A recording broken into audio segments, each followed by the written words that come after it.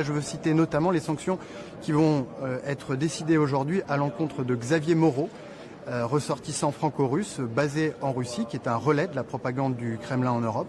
Bienvenue sur Stratpol, nous sommes le jeudi 8 janvier 2026, c'est notre bulletin numéro 272 et nous sommes toujours à Moscou et sous sanction par la dictature d'Emmanuel Macron et du régime de Bruxelles.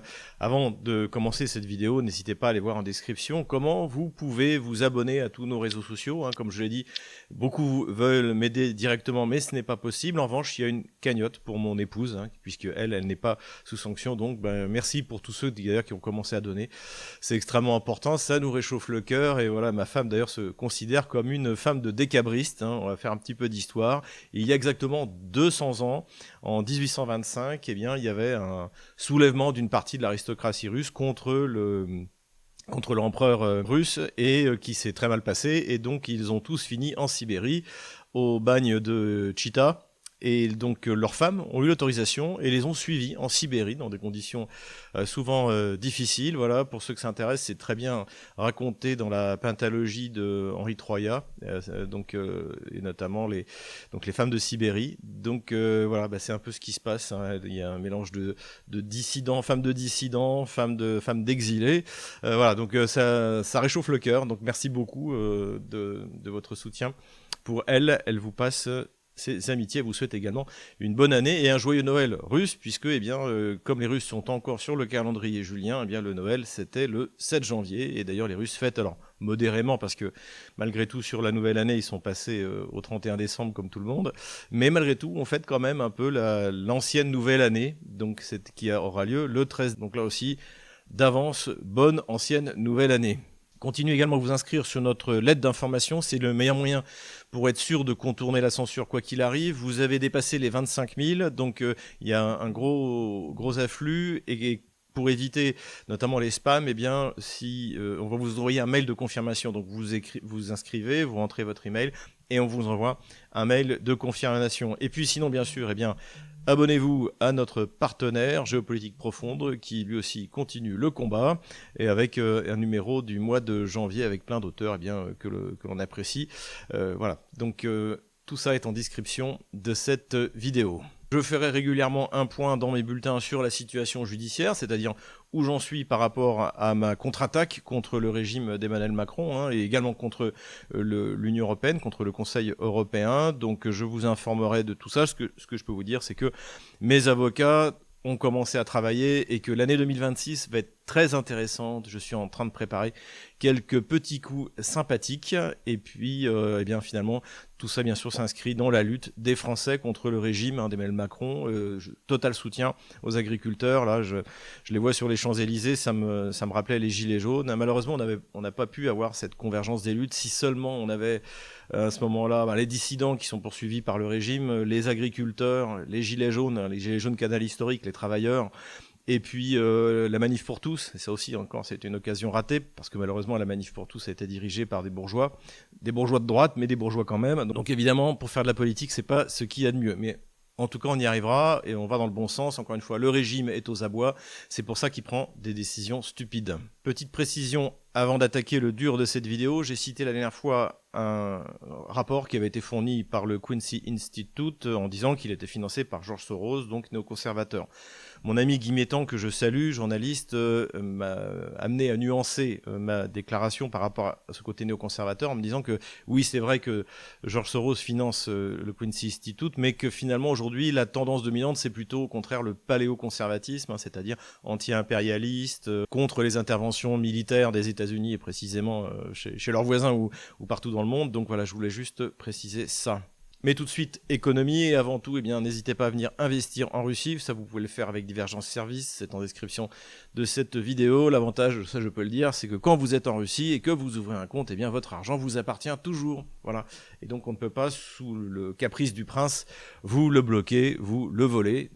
Voilà, donc pour les Français, ça peut être quelque chose de tout à fait intéressant. Allez voir en description. En plus, il y a des solutions d'investissement qui vont devenir de plus en plus intéressantes. On continue à parler de l'économie russe. Donc, il y a eu des déclarations intéressantes qui ont été faites le 31 décembre dernier par le ministre des Finances, Siluanov. Donc, il a confirmé qu'on aurait un déficit budgétaire de 2,6%, un peu au-delà de ce qui était prévu, sans que ce soit dramatique, hein. Par comparaison, la France est à 4,4%. Donc on en est loin. La croissance en Russie, on l'a vu cette année, sera un peu plus de 1%. Elle devrait être autour de 1% également en 2026. Il a souligné les raisons qui font que cette croissance est aussi basse. Et ça, nous, on en a parlé toute cette année. C'est Madame Nabiullina de la Banque centrale avec ses taux d'intérêt rédhibitoires. Et donc, a priori, ce à quoi on s'attend cette année, c'est que petit à petit, les taux d'intérêt vont continuer à baisser pour qu'ils deviennent à moins un niveau raisonnable. Je rappelle, on doit être à 16% aujourd'hui. Et ce que réclament les ETI et les PME, c'est 12%. Donc on y va normalement tranquillement puisque l'inflation est sous contrôle. Ce qu'on apprend également, c'est que la part des revenus des hydrocarbures, donc essentiellement gaz et pétrole, dans le budget russe a largement baissé. Vous vous souvenez, je crois que d'ailleurs je l'avais dit la dernière fois, mon modèle mnémotechnique pour se souvenir de la part des hydrocarbures dans le budget, dans le commerce et dans le PIB ne fonctionne plus. Avant, je vous disais, c'est facile, c'est 15% dans le PIB, c'est 30% dans le budget et c'est 50% en gros, 45% pardon, dans le commerce extérieur. Et en fait, pour ce qui est du budget, on est tombé à 23% cette année. Donc c'est très bon. C'est-à-dire que la dépendance vis-à-vis des hydrocarbures est en train de baisser. Et d'ailleurs, c'est ce qu'explique Siluanov, c'est que la Russie a gagné moins d'argent avec les ventes des hydrocarbures, parce que les prix ont baissé, ça on le savait de toute cette année, on l'a redit à plusieurs fois, et aussi parce que le rouble est plus fort que prévu. Donc c'est-à-dire que quand les prix sont vendus, sont indexés au dollar, eh bien plus le rouble est bas, plus ça rapporte des roubles au budget de l'État, et ça vous permet de compenser de manière artificielle en fait finalement la baisse des revenus. Or là, visiblement, le gouvernement russe, avec les taux d'intérêt élevés, finalement a décidé de ne pas faire baisser le rouble. Donc ça aussi c'est une des raisons structurelle. Et l'autre raison à plus long terme qu'annonce Siluanov, c'est qu'en fait il se rend compte que désormais le pétrole pas cher à exploiter en Russie est de moins en moins important. Donc c'est de plus en plus difficile d'aller le trouver et de l'exploiter, ça coûte de plus en plus cher. Donc finalement, eh bien, il faut trouver une solution, il faut que la Russie devienne quasiment totalement indépendant dans son budget par les hydrocarbures. Voilà, donc cela dit, rappelons-nous encore une fois, on doit être au niveau de l'endettement de la Russie, on est à un niveau, on doit être entre 16 et 20%, je me souviens plus exactement des chiffres, qu'entre en France, on est, je crois qu'officiellement à 115, alors qu'en fait on doit être à 130, enfin, c'est une véritable catastrophe. Donc voilà, pays extrêmement bien géré, et c'est pour ça qu'il résiste bien aux sanctions, et que même il est capable d'utiliser les sanctions pour développer des pans entiers de son économie, redevenir souverain dans le domaine de l'aéronautique, on en a souvent parlé, et c'est exactement le contraire de ce qui se passe au Venezuela. Ça aussi, je voulais le souligner du point de vue économique, c'est que j'entends bien l'argument, et c'est tout à fait vrai, c'est que les sanctions qui ont été mises contre le Venezuela par Washington ont largement contribué à appauvrir le Venezuela. Cela dit, la Russie a bien plus de sanctions que le Venezuela.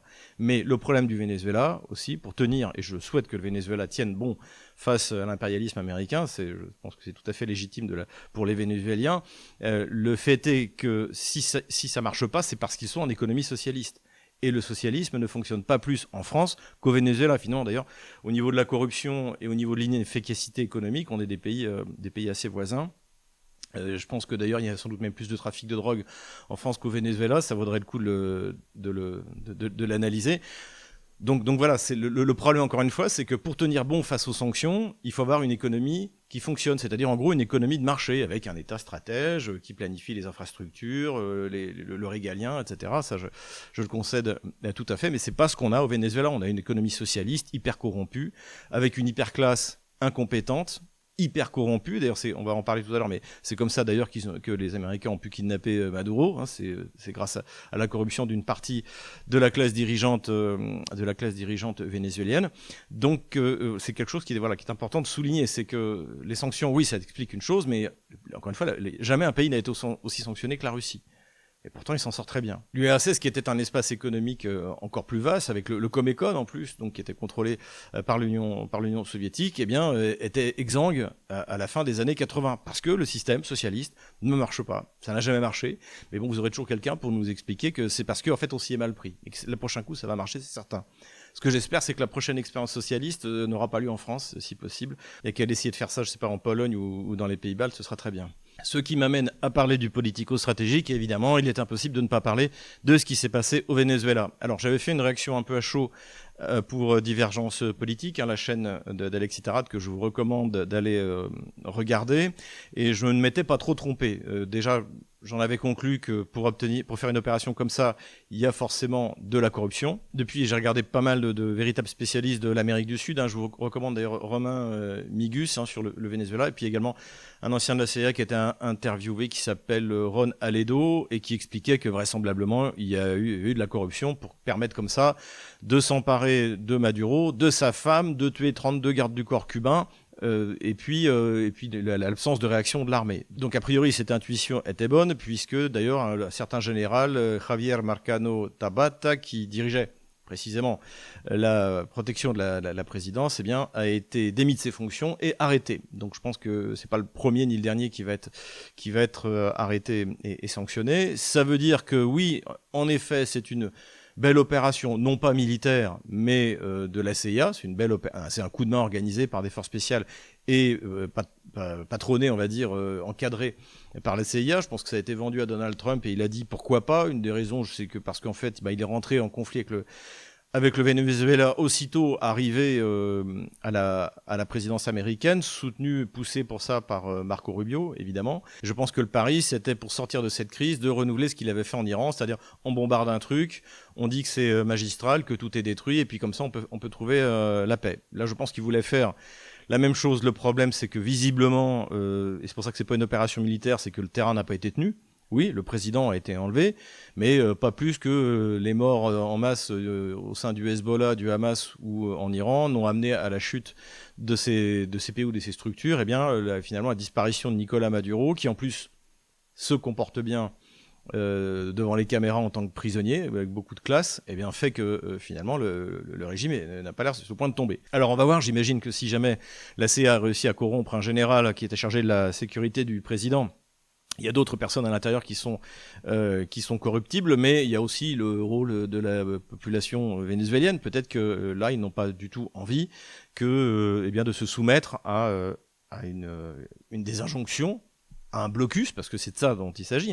D'ailleurs, Donald Trump parle de blocus. Et il y a un des sénateurs américains qui dit ouvertement, oui, comme ils ne pourront plus vendre leur pétrole, ils ne pourront plus payer les professeurs, les médecins, etc., etc. Donc en fait, ils veulent affamer le pays, comme au bon vieux temps de la Horde d'Or. Donc ça aussi, il peut y avoir une réaction virile des Vénézuéliens qui envoient balader et qui ne veulent pas négocier. D'ailleurs, ce qui est intéressant, c'est que l'opposition au Parlement vénézuélien, de ce que j'ai vu, s'est levée de tout cœur avec le parti de Chavez en chantant l'hymne. Visiblement, ça n'a pas eu l'effet escompté, de la même manière que les bombardements israéliens et américains sur l'Iran ont finalement soudé la population avec la direction du pays. Donc voilà un peu ce que je retiens. Alors je suis pas un spécialiste du Venezuela, mais je connais pas mal l'histoire des coups d'État, et donc celui-là, pour l'instant, ne marche pas. Et d'ailleurs, le fait est que Washington, encore une fois, continue à menacer les Vénézuéliens. Ce qu'on peut noter également aussi, c'est que le prétexte du trafic de drogue, finalement, n'est plus retenu. Donc, je ne sais pas sur quoi ils vont juger Maduro, qui a pris un bon avocat. C'est celui de Julian Assange, je crois.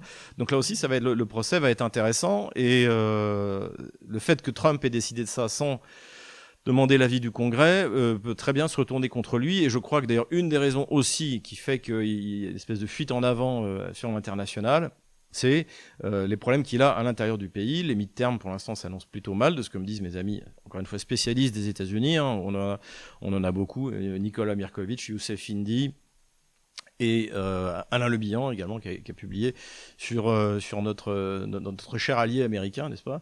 Et donc pour l'instant, ça a l'air très chaotique et on ne sait pas trop ce que ça va donner. À côté de ça, ce qu'on a eu, c'est cette opération donc de chasse au bateau, donc de blocus. Encore une fois, Donald Trump lui-même a utilisé le terme de blocus pour affamer et ruiner la population vénézuélienne, c'est la grande classe.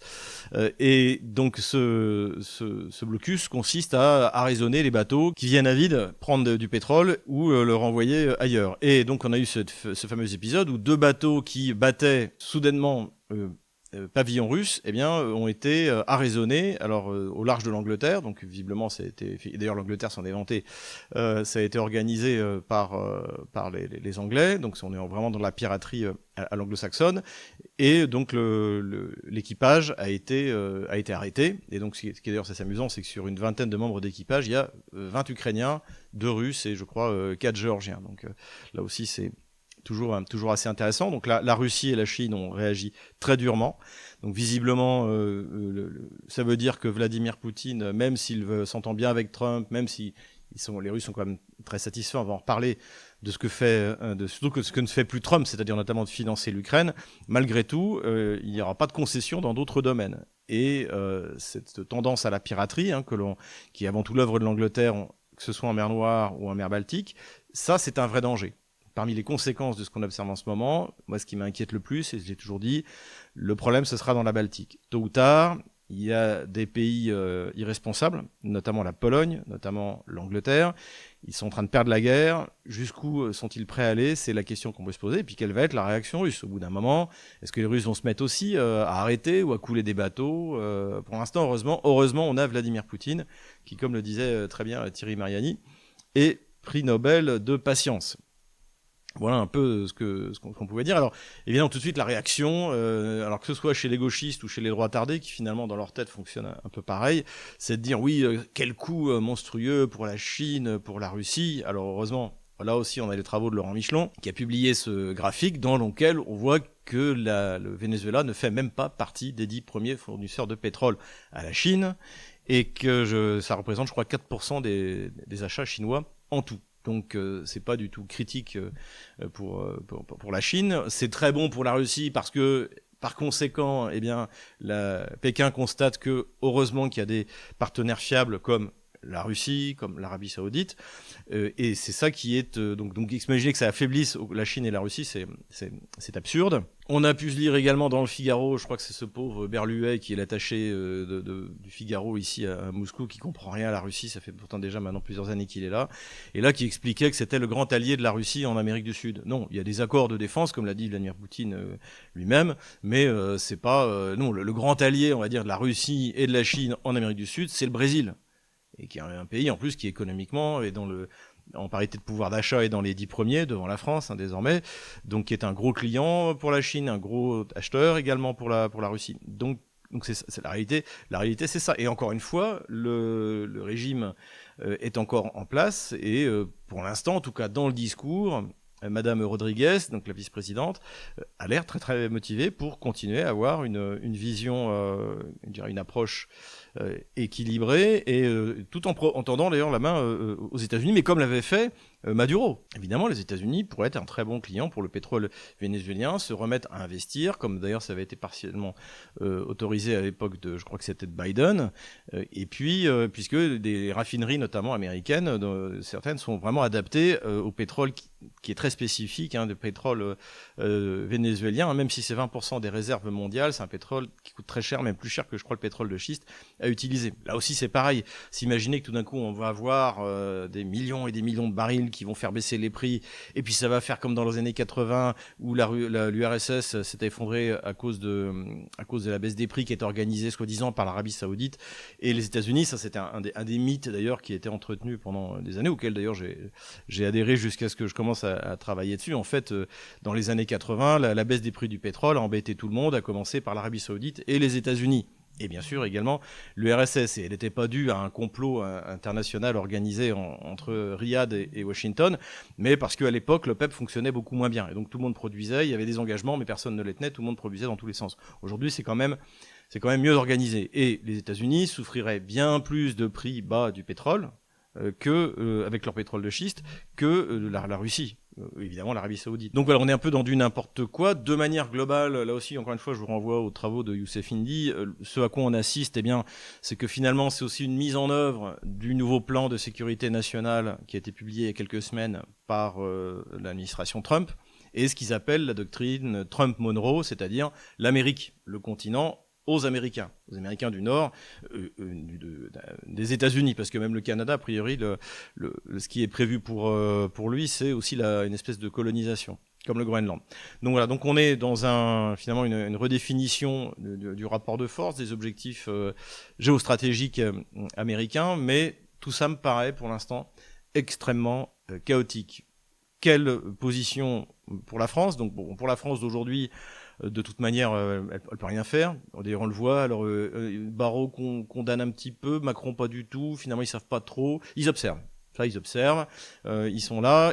D'autant plus qu'en plus, Trump leur apprend que finalement, le Groenland pourra y passer aussi.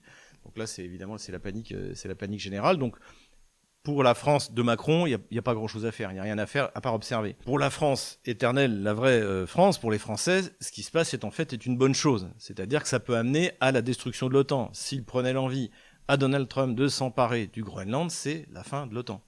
Je pense. Parce que là, on ne pourrait pas se contenter d'observer. D'ailleurs, je crois que c'est Barrot qui veut envoyer des troupes au Groenland, françaises. Bon, donc déjà, avec une coalition de 40, ils n'arrivent pas à battre la Russie. Et maintenant, ils veulent s'attaquer à la première flotte militaire au monde. Bref, la Navy. Donc, pourquoi pas. Donc, ils racontent tous n'importe quoi. Donc ça, on est plutôt dans une phase qui est extrêmement positive, c'est que ça montre que l'OTAN ne sert à rien. Et finalement, la France serait diplomatiquement beaucoup plus forte si elle n'avait qu'à s'occuper de ses intérêts, qui sont assez faciles à protéger dans la mesure où on a le siège au Conseil de sécurité des Nations Unies et l'arme nucléaire, donc personne ne va nous envahir. Donc on pourrait être un pays totalement neutre, une espèce de Suisse en plus grand et en plus puissant. Et ça serait dans le cadre d'une France évidemment dirigée par des nationalistes. Bon, là on n'y est pas, mais ça va dans le bon sens. C'est également très déstabilisant cette phase pour l'Union européenne, dont on s'aperçoit qu'elle est pauvre, qu'elle n'est pas organisée, qu'elle ne représente rien, et que finalement c'est une structure d'assujettissement des nations européennes à Washington. Il n'y a qu'à voir les réactions, encore une fois, tout autour de nous, y compris de cette pauvre Kaja Kallas qui fait vraiment pitié. En ce qui concerne la réaction, donc, je lis de la Russie et de la Chine, ou plus générale, j'ai vu quelques réactions assez intéressantes. Donc, encore une fois, déclaration très dure de la part des affaires étrangères chinoises, de la part des affaires étrangères russes, également considération intéressante de Dmitri Medvedev et du président Fico, donc du Premier ministre Fico, pardon, donc le chef de l'État slovaque, qui ont dit que, après tout, ce que faisait Trump, c'est ce que fait l'Amérique depuis toujours. C'est-à-dire l'impérialisme et le fait de voler ce qui appartient pas, mais ce qui appartient aux voisins, c'est finalement ce qu'ils ont toujours fait. D'ailleurs, rappelons que James Monroe, le président américain qui dans les années 1820 accouche de la doctrine Monroe, je crois que c'est du 124 ou du 126, je sais plus, eh bien, était un planteur qui avait des centaines d'esclaves, comme George Washington d'ailleurs. Donc en fait, ça forcément, quand vous êtes propriétaire d'esclaves, ça forcément influence votre vision du monde en général. Donc voilà, on est toujours dans cette vision hyper impérialiste, à tendance pirate, et ce qu'on apprécie avec Trump, c'est ce que dit Medvedev, c'est ce que dit Fico, c'est qu'au moins il fait pas semblant que c'est pour les droits de l'homme. Ça fait plaisir. Donc ce messianisme insupportable qu'on avait dans la bouche de Joe Biden, dans la bouche d'Obama, qui a déclenché plus de guerres que n'importe quel président ces 30 dernières années, évidemment, au moins on ne l'entend plus. On veut prendre votre pétrole parce qu'il est à nous. Pourquoi ? Parce que c'est comme ça. Le prétexte du narcotrafic n'a pas tenu plus de 48 heures. Voilà ce qu'on peut dire pour l'instant sur le cas vénézuélien. Attendons de voir ce qui va se passer dans les semaines qui viennent. Comment est-ce que la nouvelle direction vénézuélienne va s'adapter aux menaces et au blocus de Washington. Politico-diplomatique toujours, et nous avons eu le droit à l'initiative évidemment de l'inénarrable dictateur français Emmanuel Macron à une nouvelle réunion de la coalition des velléitaires. Alors ils s'appellent volontaires, mais comme on va le voir, ils sont encore plus velléitaires que je l'avais dit au début.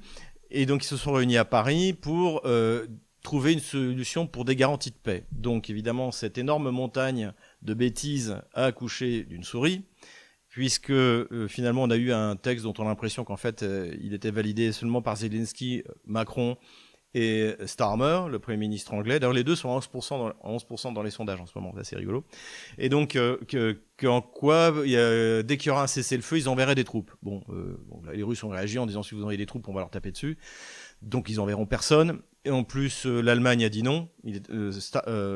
Friedrich Merz n'était même pas là.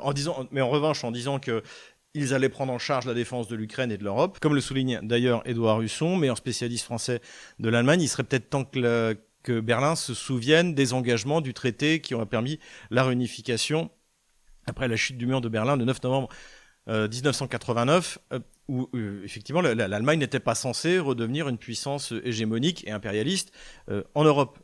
Or, pour l'instant, eh bien, ces engagements n'ont jamais été tenus. Le découpage et le dépeçage de la Yougoslavie doit beaucoup à Berlin. Le soutien aux Oustachas contre les Serbes, on le doit beaucoup à Berlin. Donc le redécoupage de l'Europe de l'Est doit beaucoup à l'action de l'Allemagne. Ça, c'est une première chose. Et là, malgré les traités de réunification, on a l'impression que ça y est, de nouveau, ça les a piqués. Il faut de nouveau reprendre le Drang d'Aroston et conquérir l'Ukraine.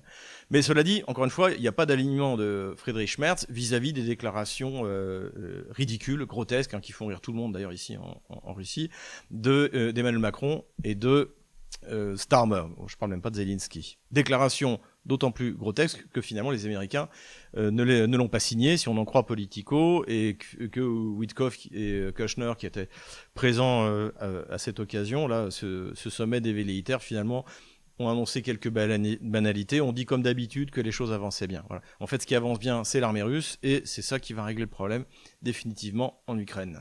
Dernière nouvelle politico-stratégique, je suis tombé par hasard sur cet article intéressant de Balt News, donc ça traite des pays baltes, qui expliquait que la proportion de Russes en Estonie est de plus en plus faible. Donc on doit être autour de 10%.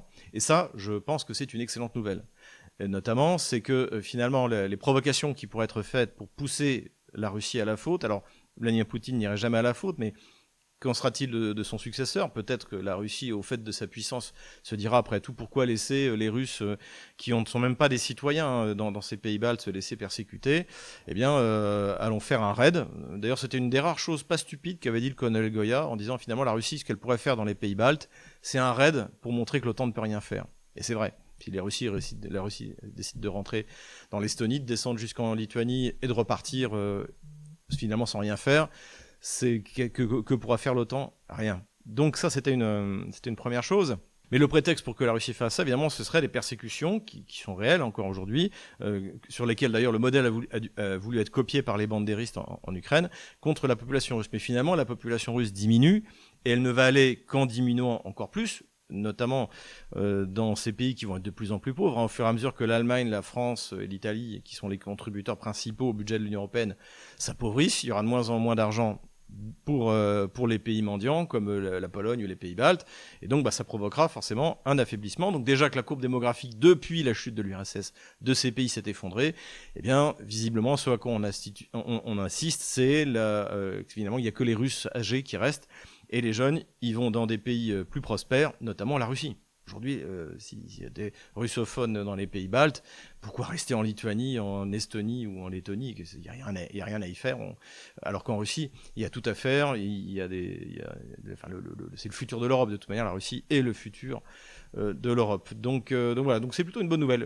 Paradoxalement, je considère ça plutôt comme une bonne nouvelle. Et les Russes qui quittent ces pays semi-dictatoriaux, eh bien, ont bien raison de rejoindre la mère patrie. Terrorisme maintenant, donc en plus de l'arraisonnement de 2 bateaux qui battaient pavillon russe dans l'Atlantique, donc je rappelle, c'est des bateaux en fait, à l'origine ils battaient un autre pavillon, mais comme ils ont eu peur de se faire arrêter par la marine américaine, ils ont brutalement, je crois que c'était le 24 décembre, ils ont pris pavillon russe. D'après ce que j'ai compris, le capitaine demande au port de Sochi de pouvoir battre pavillon russe, et Sochi a dit oui. Le bateau a quand même été capturé. Alors, les Américains se sont rendus compte visiblement qu'ils étaient allés un peu loin. Et dans les déclarations qui ont été faites, notamment par J.D. Vance, c'est de dire non, c'est pas vrai, c'était des faux bateaux russes, ils n'étaient pas des bateaux russes, c'est pour ça qu'on avait le droit de le prendre. En fait, du point de vue du droit maritime, il n'a pas plus le droit de prendre le bateau sous Panama guyanais, je crois, quelque chose comme ça, que russe. Et les sanctions américaines, du point de vue du droit maritime, pareil, n'ont aucune valeur. Mais cela dit, c'est un blocus. Donc c'est du point de vue du droit international, si tant est que ça compte encore un peu, c'est pas normal, mais voilà, c'est comme ça. Mais non seulement il y a ça, mais il y a également, bien sûr, l'Angleterre qui continue les attaques contre les tankers et en mer Noire, une fois de plus, au large de la Turquie. Et beaucoup ont noté que, comme par hasard, au moment où cette attaque soi-disant ukrainienne a eu lieu, eh bien, il y avait un avion d'observation anglais. Donc encore une fois, on ne peut pas parler d'opération ukrainienne. L'Ukraine n'a absolument pas les moyens technologiques et techniques de faire ça. Et la question qui se pose, évidemment, c'est la réaction de la Russie. C'est ce que j'expliquais au début de cette vidéo. Surtout si ça s'envenime encore plus en mer Baltique. Là, il y a de quoi être inquiet. Encore une fois, pas en mer Noire. Les Russes sont capables de gérer.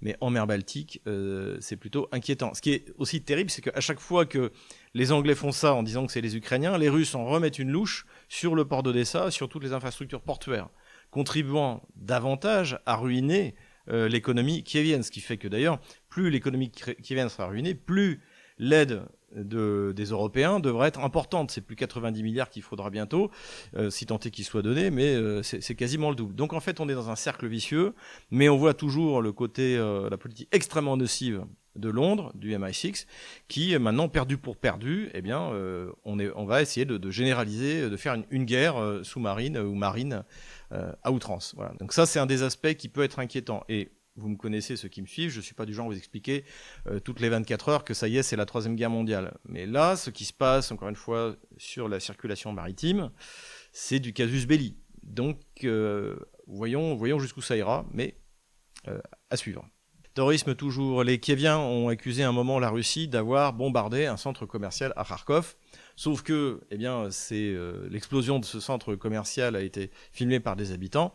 Et on voit bien que c'est pas un bombardement, ça explose de l'intérieur. Hein, exactement comme le théâtre de Mariupol en 2022, je l'en avais parlé dans ma dernière vidéo. Et donc ce que les habitants de Kharkov sont en train de constater, c'est que comme d'habitude, eh bien, l'armée otano-kievienne, les milices d'Azov, hein, c'est un fief de Azov, Kharkov, eh bien, entreposent leurs explosifs, leurs armements dans les centres commerciaux en plein milieu des zones d'habitation. Donc, pour ceux qui se demandent comment est-ce que les Russes vont être accueillis quand ils libéreront Kharkov, les gens seront ravis et surtout ils s'apercevront que les Russes sont sympas parce que eux, ils mettent pas leurs explosifs juste à côté des zones d'habitation. Et ça, c'est dans tout le Donbass, hein, notamment. Hein. Ça, c'est systématiquement.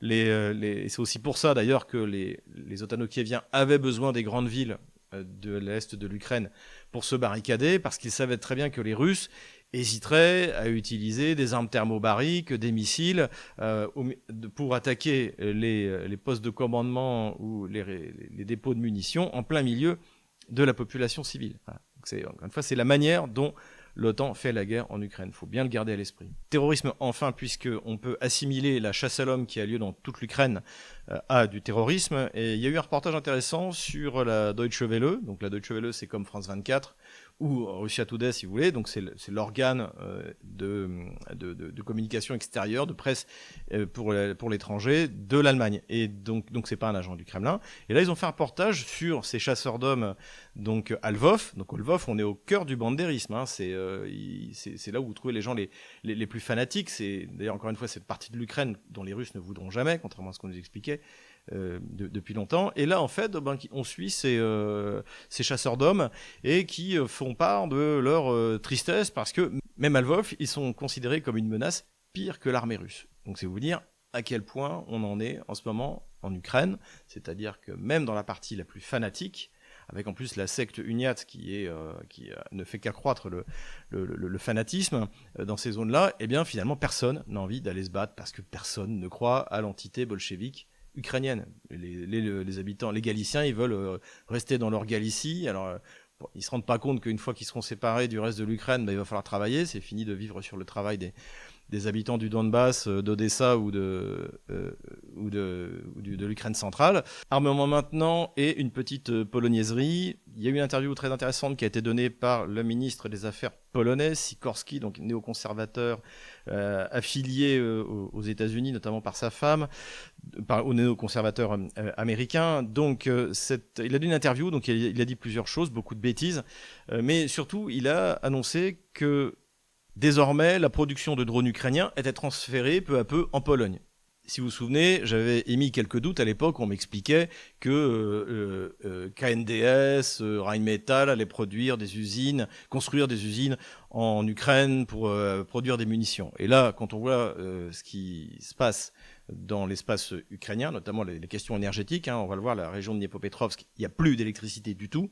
Donc évidemment que les usines ne peuvent pas fonctionner. Et a priori, elles ne peuvent même pas fonctionner dans l'ouest de l'Ukraine, qui est tout de même moins touché, enfin de plus en plus touché d'ailleurs. Donc ça aussi, c'est une réalité qui vient d'apparaître, c'est que quand on nous explique que oui, l'Ukraine a une grosse expérience dans la production de drones, non, en fait, assembler des sous-ensembles chinois, tout le monde peut le faire, y compris les Polonais en Pologne. Ça, donc, c'est un point qui me paraissait important d'être souligné. Empire du mensonge maintenant, et tout de suite le moment bunker. Das war ein Befehl! Le moment bunker, évidemment, c'est celui-là. Mon opinion, oui, mais qu'est-ce qu'on fait ? Non, ce qu'il faut faire, si le Groenland, moi je dis que si on a des signes, il faut projeter des troupes là-bas. Et après, ne le fasse pas. Et se battre contre les Américains. Oui, non, mais les troupes, elles se battent contre les Américains ? Ah mais moi, éventuellement, oui, je pense qu'il faudrait se battre contre les Américains parce que s'ils nous attaquent sur un territoire allié, à ce moment-là, il faut qu'ils passent pour les crapules historiques. Et puis c'est également Jean-Noël Barrot. Le Groenland et le Danemark ne sont pas seuls. L'Europe et la France se tiennent à leur côté aujourd'hui et demain. Nous appartenons à la même famille, une famille dont les membres sont solidairement et indéfectiblement attachés en vertu des traités qu'ils se sont donnés à la démocratie, à l'indépendance, au droit international et à la liberté. Donc là, on a ces gens-là qui ne vivent que par l'OTAN, que pour les hyperstructures dirigées de Washington. Jean-Noël Barrot est un young leader. Général Richoux, lui, c'est un général de l'OTAN, visiblement pas une lumière, qui a toujours été biberonné finalement à l'OTAN. Et donc, en fait, son monde est en train de s'écrouler. Et là aussi, il devient fou. Il est dans le bunker et on lui apprend que l'armée américaine ne va pas venir. Pas d'armée Steiner, pas d'armée Wenck, pas d'armée américaine. Et c'est la panique et il commence à dire vraiment n'importe quoi. Et d'ailleurs, cette action Venezuela a entraîné un mouvement de panique sur tous les médias du régime d'Emmanuel Macron. On dirait qu'est-ce qu'on va devenir ? Les Américains sont encore plus dangereux que les Russes, etc., etc., etc. Donc, ce qui n'est pas forcément faux d'ailleurs, puisque les Russes ne veulent pas envahir le Groenland. Et donc, évidemment, c'est assez jubilatoire de contempler cet écroulement de la pensée militaro-politique de la gauche française.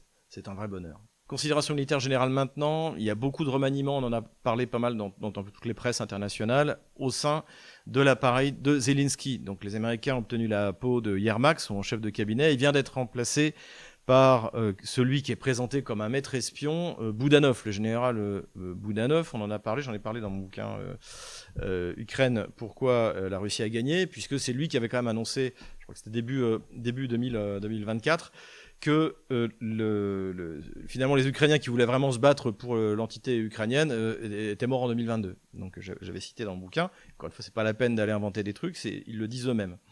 Donc c'est quelqu'un qui souvent met les pieds dans le plat en disant des choses qui normalement ne devraient pas être dites par des responsables ukrainiens.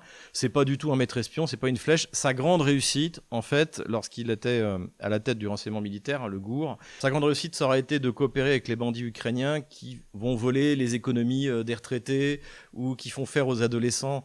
Donc sur les réseaux sociaux, ils trouvent des adolescents russes, ils leur promettent 10 000 roubles et en échange, ils vont mettre le feu dans un transformateur électrique, des choses comme ça, pour essayer de montrer qu'ils font quelque chose sur le territoire russe, que ce soit sur les anciens territoires russes, d'ailleurs c'est majoritairement cet endroit-là, ou bien sûr dans les nouveaux territoires. Donc voilà, c'est utiliser ces bases de données qui coûtent une fortune sur le dark web, pour faire commettre des petits attentats symboliques à des malheureux russes un peu stupides. On sait ce que c'est qu'un adolescent d'aujourd'hui, il y en a aussi en Russie, ou des retraités qui tout d'un coup voient vider leur compte et en échange de leur redonner leur compte, on leur demande d'aller brûler une voiture. Voilà. C'est la grande réussite de ce maître espion tel qu'il nous est présenté par la presse gauchiste française. Et puis il y a également un changement à la tête du SBU, le fameux Malouk qui lui aussi en fait est surtout un exécutant des ordres du MI6. Il y a pas de maître espion en Ukraine aujourd'hui, mais qui visiblement n'était pas assez aligné vis-à-vis de Zelensky et donc il est remplacé par Yevgeny Khmara qui est considéré également comme un terroriste par les Russes. Ce qui est intéressant, pourquoi Zelensky fait ça, je pense que Zelensky prépare l'après-défaite. Et donc, il veut mettre des gens à l'intérieur de toutes ces structures en qui il a confiance et qu'il espère ne seront pas contrôlés de l'étranger. On a vu le bureau anticorruption NABU est contrôlé par Washington, c'est-à-dire aujourd'hui par Donald Trump. On a encore une fois le MI6 contrôle le SBU, mais ça permet de réussir de temps en temps une opération comme l'opération Toile d'araignée, qui finalement d'ailleurs dont les résultats en fait sont nuls. Hein. Voilà, le problème c'est que c'est pas contrôlé par Zelensky et ça lui fait peur. Donc je pense que c'est ce à quoi on assiste, c'est-à-dire un resserrage de l'appareil autour de ce petit dictateur pour tenir le pays lorsque la défaite sera actée, ou s'il y a un effondrement partiel important de la ligne de front. Voilà un peu mon analyse. Et dernière considération, une bonne nouvelle en ce début d'année, le miracle du Noël orthodoxe, libération de Laurent Vinatier. Donc Laurent Vinatier s'était fait arrêter pour... c'était pas très clair. Hein. Est-ce que c'est parce qu'il ne s'est pas enregistré comme agent de l'étranger, mais il y avait aussi des soupçons d'espionnage. En tout cas, la bonne nouvelle, c'est qu'il a été libéré, qu'il est déjà à l'heure où je parle, il a déjà dû atterrir à Paris.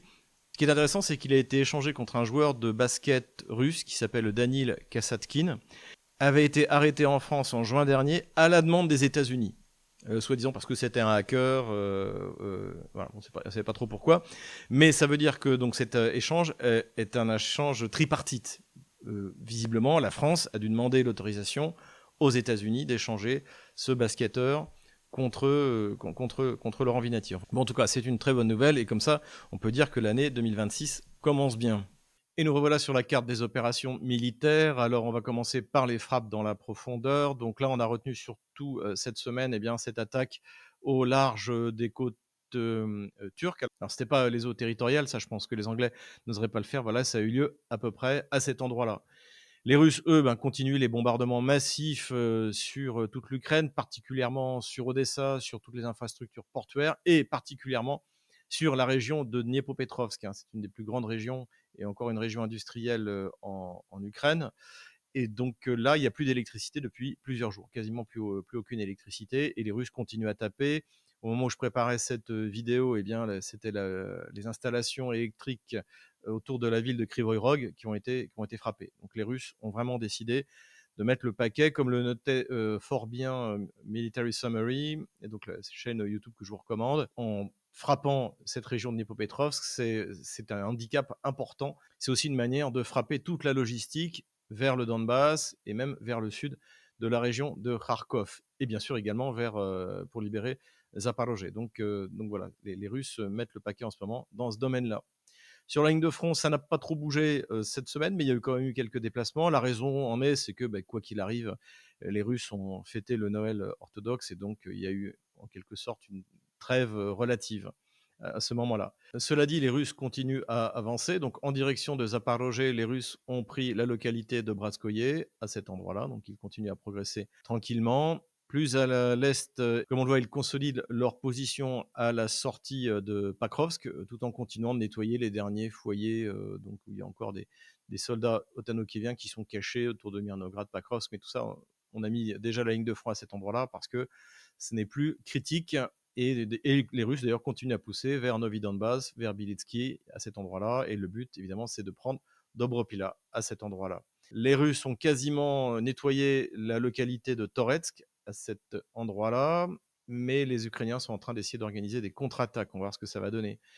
Sur Konstantinovka, le combat aussi avance bien en faveur des Russes. Les Russes sont arrivés à la périphérie de Ilinovka à cet endroit-là, qui va leur permettre de créer une pince autour de Konstantinovka. Et a priori, maintenant du côté ukrainien aussi, on l'entend aussi, les Russes seraient déjà en train de combattre au centre de Konstantinovka, mais c'est à vérifier. Ici aussi, sur toute cette zone-là, les combats font rage. Les Otano-Kieviens ont envoyé des réserves. Plus au nord donc de cette poussée, les Russes se sont emparés de la localité de Maïski, ici. Plus au nord encore, les Russes améliorent leur position dans la direction désormais de Slaviansk-Kramatorsk, c'est la nouvelle direction des combats après la prise de Seversk, et se sont emparés de la localité de Bondarnoe, ici à cet endroit-là, et améliorent leur position au sud de Svietopraskovskoye à cet endroit-là. L'objectif, le prochain, c'est Rai-Alexandrovka, et après, les Russes pourront déferler vers Slaviansk et Kramatorsk.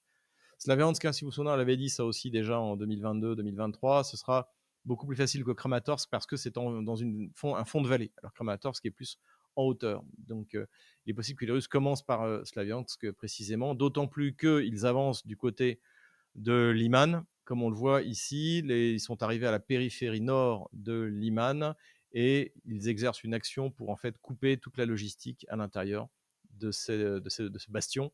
Le but, évidemment, c'est d'éviter l'assaut frontal qui coûterait beaucoup de vies à l'armée russe. Donc, c'est ce qui est en train de se faire. Donc, une fois de plus, on voit que les Russes ne sont pas pressés et qu'ils sont devenus maîtres dans l'art d'encercler les villes.